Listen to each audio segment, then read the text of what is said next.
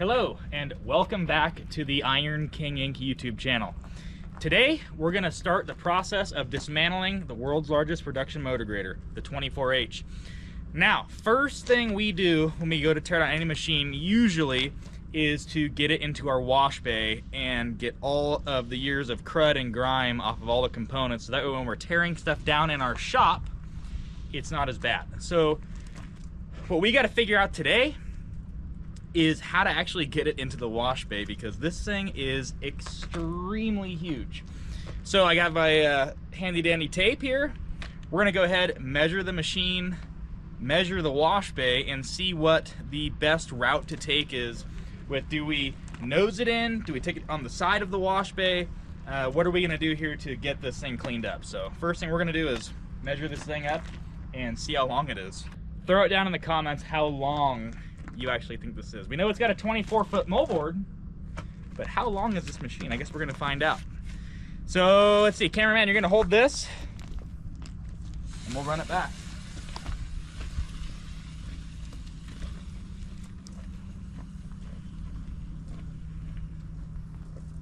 All right.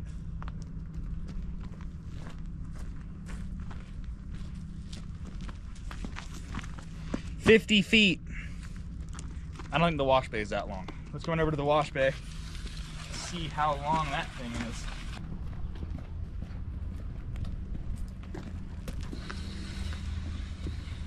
So it's about effective up to here, 22 feet. It's not even the size of the moldboard.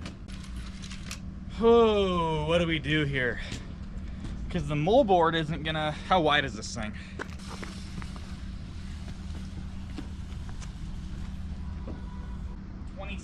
Feet. So the moldboard isn't as wide.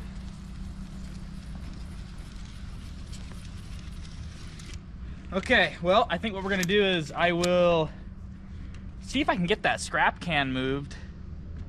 Move the scrap can over to the other scrap can, give us more angle to get over, and see if we can just drive it straight in here and at least work on the front end, hopefully the circle, and then we'll have to spin it around somehow and get back to the engine compartment. So I guess we can give it a shot. I guess we'll get the big forklift out and see. Hopefully we don't have too much weight in that scrap can, we can pick it up.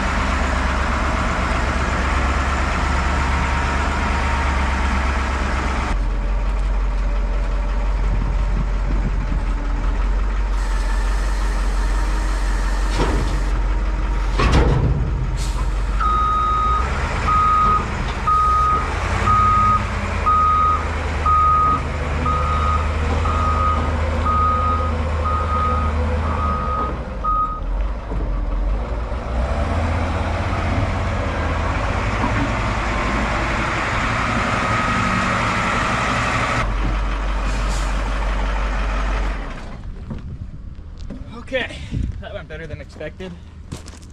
Well, I think the best plan of action, we're gonna go ahead and take this machine and kind of do a 20,000 point turn and get it lined up with the front of the wash bay.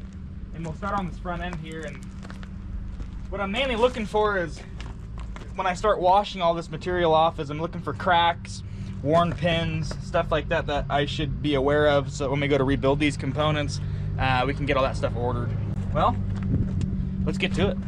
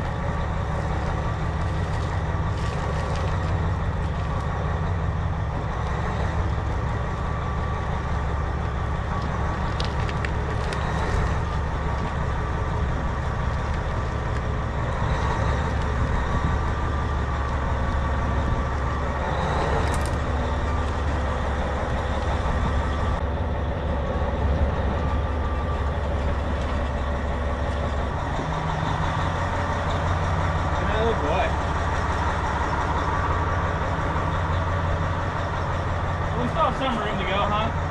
I just need to be able to actually wash it while I'm in here. So even though we can park it in farther, I'm not going to be able to get around it. All right, well, we'll go ahead and we'll start washing it here. I'm going to leave it run. Batteries are kind of low on it. So anyway, let's go ahead and get to the pressure washer. Now, I don't think I've explained a lot, but we have a Lambda diesel heated pressure washer. So when we fire it up, it has a diesel heater on it and heats up the water as we wash. It really helps with getting the grease off the stuff.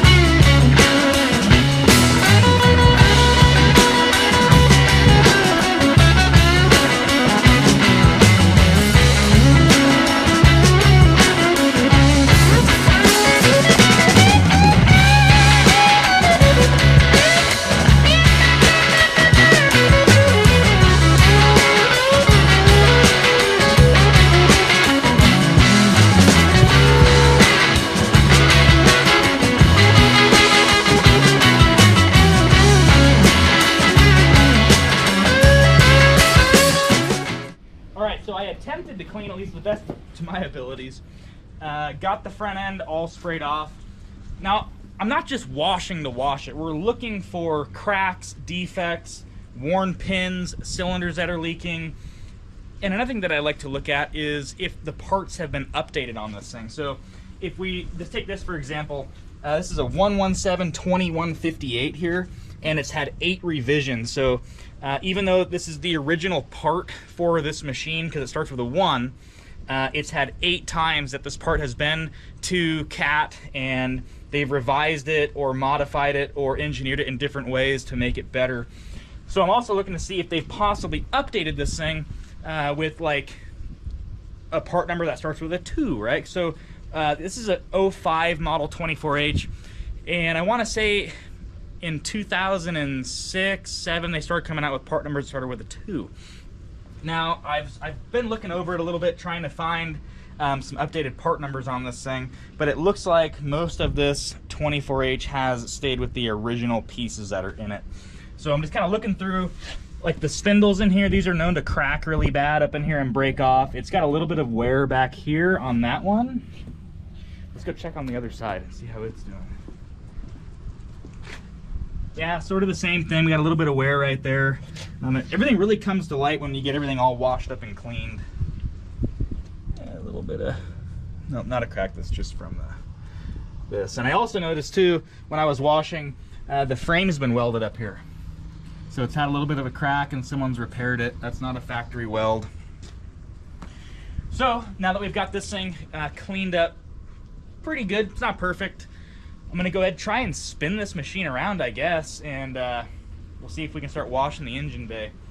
I also want to add too, it's not gonna be feasible for us to get this part, get the drawbar, the circle, and the moldboard into the wash bay to get washed. So what we're gonna do in probably part 2 when we go to tear this thing down is we're gonna remove this drawbar, unhook these cylinders all in one piece, and then bring them into the wash bay and get them cleaned up. So not a big deal, but we gotta do what we gotta do. Our wash bay is just not adequate to wash this machine all at one time. So I'm gonna go ahead, hop back up in the 24, spin it around, and then we'll get to washing the engine, transmission, torque converter, the ripper, washing the radiator out.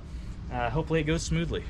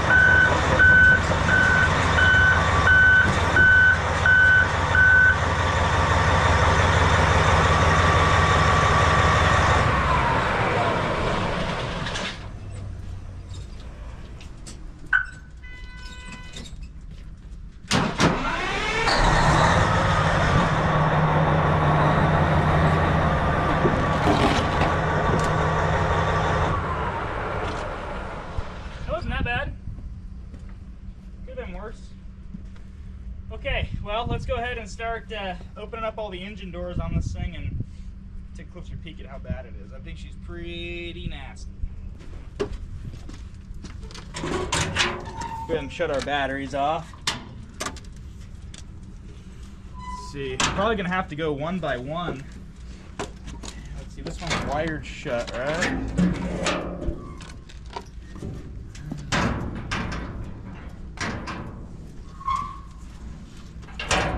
That door just doesn't want to freaking open.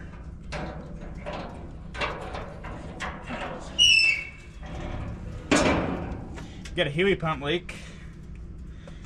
So right up here you can see that's the top of our Huey pump. We got a big leak up top there. We'll have to take a closer look at that. Yeah, she is gross. I'm gonna go ahead and let this cool down for a few minutes. I just don't want to blast this thing with cold water instantly and then crack a manifold or something weird goes on, you know. So we're gonna go ahead and get that. That's weird. Look at that. We've got like a leak between our head and our block right there. Unless it's coming down from a valve cover that we can't see. Okay. Well, let's go ahead and get all these engine doors opened up, let this machine cool down for 10-15 minutes, and we'll get on to washing it, take a closer look at this engine. Alright, so we let this thing cool down for, I don't know, a good hour. I'm gonna go ahead and open up all these engine doors that I can on this side, and then go ahead and start washing.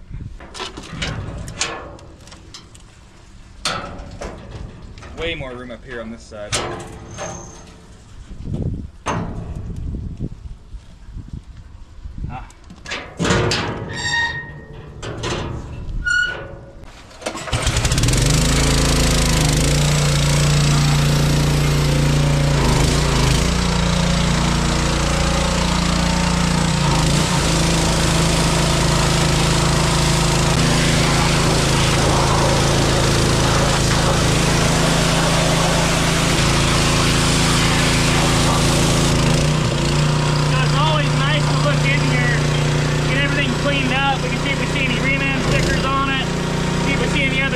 On this thing. I love how I'm washing it and just watching everything come to life.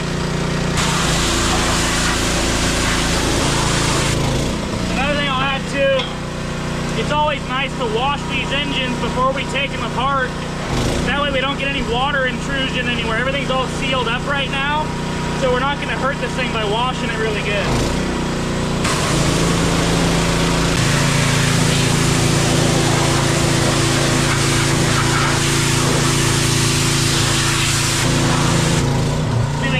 This machine.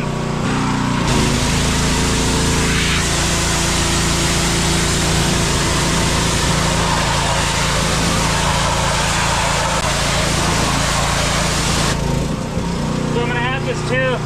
I'm actually aiming on purpose for all of the wiring connections. So there's so much dirt and crud all over this thing. I'm actually aiming to get those clean so when we take our Allen heads, we can get those apart real easy.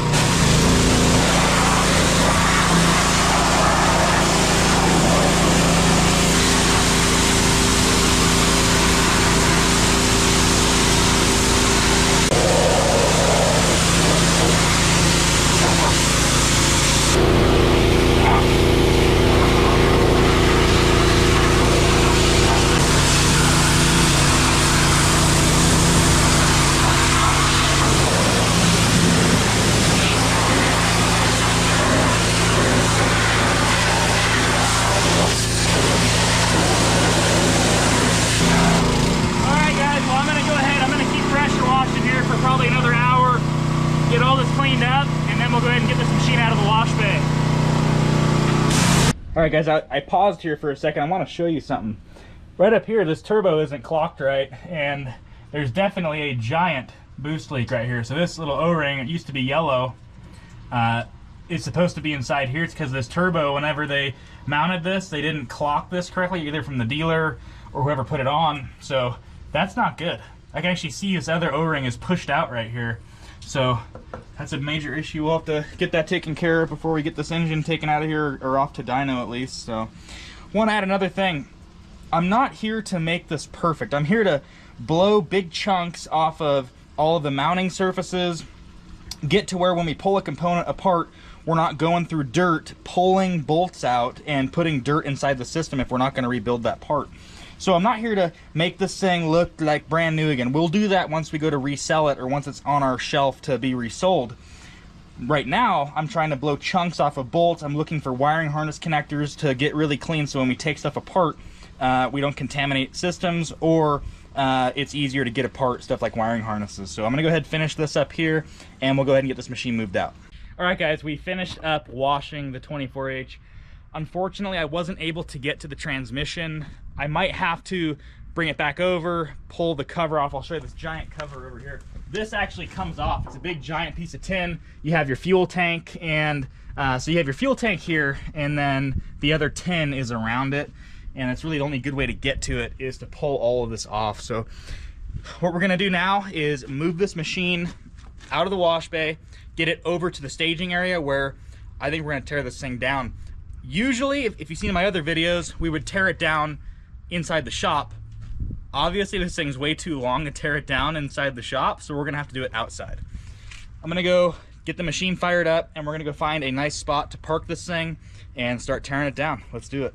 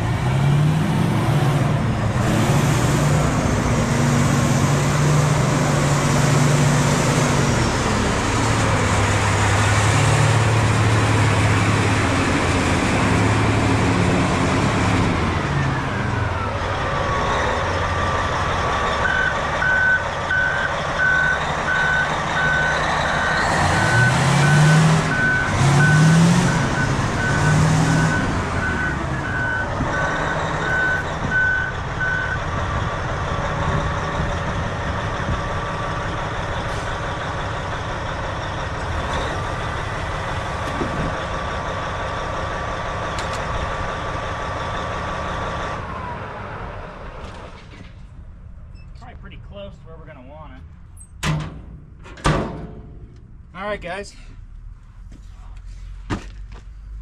I'll tell you what, throw it down in the comment section.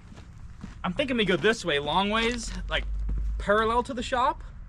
And that way we can get our machines in this way, forklifts in this way, to basically go from the top down. But throw it down, maybe we should go directly with the shop. But I think this is a good starting point at least. So just wanted to show you, so all the water's dried off.